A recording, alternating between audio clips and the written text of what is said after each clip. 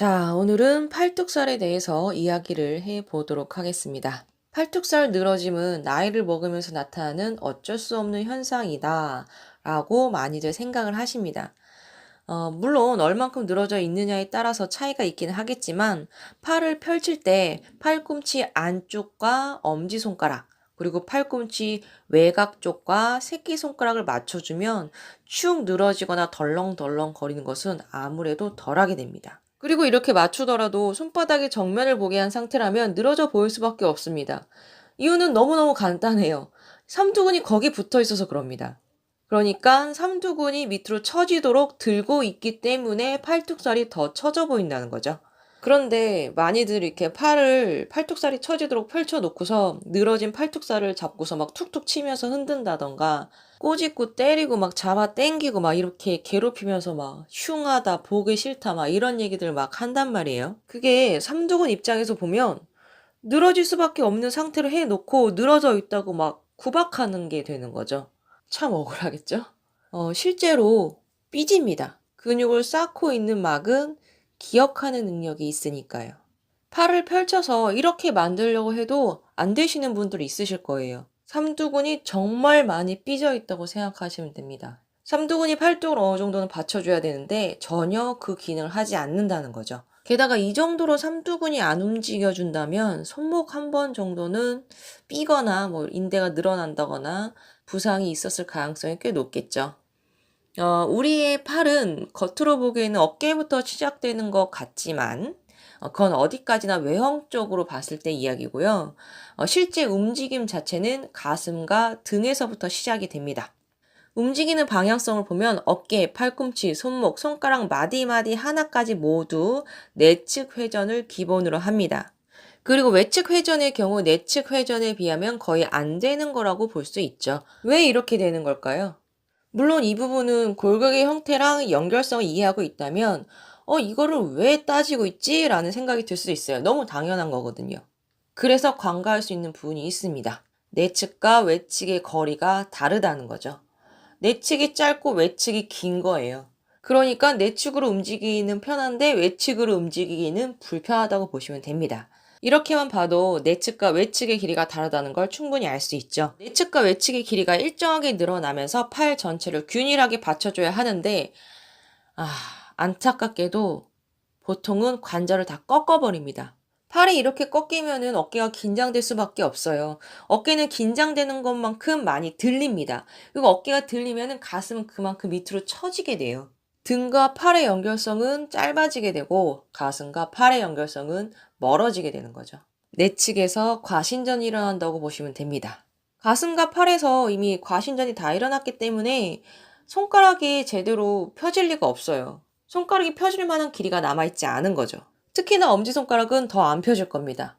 엄지손가락은 이두근이 반응을 해줘야지 움직일 수 있거든요. 골격적으로 봐도 어깨가 긴장됐다는 것은 날개뼈 위치가 바뀌고 상완골과의 연결성도 바뀌었다라고 볼 수 있습니다. 어깨 관절의 형태 자체가 둥근 형태이기 때문에 정상 궤도를 벗어났다는 것은 회전이 일어났다고 생각하시면 돼요. 그냥 가만히 있는데 이미 회전이 일어난 상태인 거죠. 뭐 어떤 움직임을 만들기도 전에 이미 기본 상태 자체에서 큰 관절에서 회전이 일어나 있는데 그 밑에 있는 작은 관절들의 영향이 안 미칠 리가 없습니다. 움직임을 만들어내는 순간 모든 관절이 뒤틀린 상태가 된다고 보시면 됩니다. 골격의 정렬 상태가 이렇게나 불안정한데 근육이 제대로 움직일 수 있을 리가 없어요. 골격은 근육의 활동을 받쳐주는 지지 기반이니까요.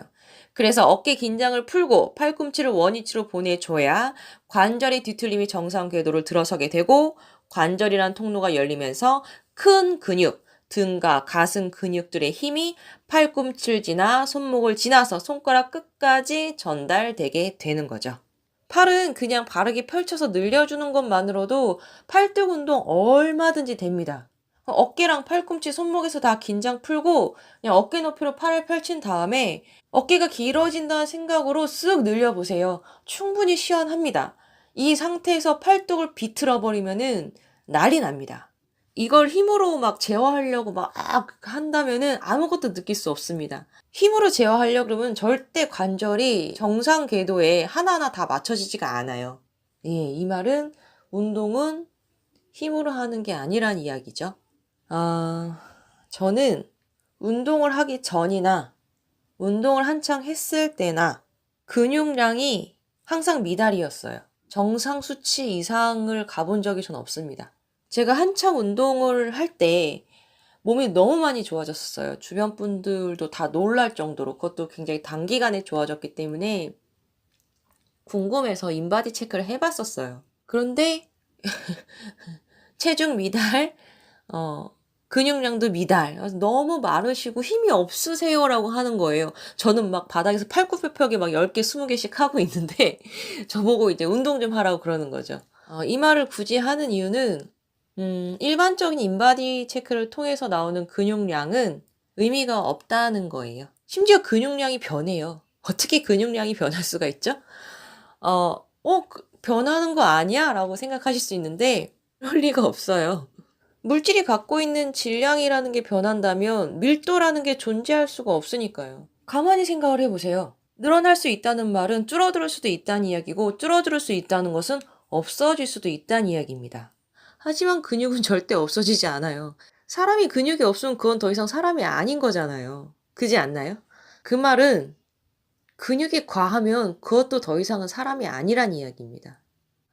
그러니까 뭐 그게 퇴행인지 진화인지는 제가 생물학적인 지식이 별로 없어서 별로가 아니라 아예 없죠.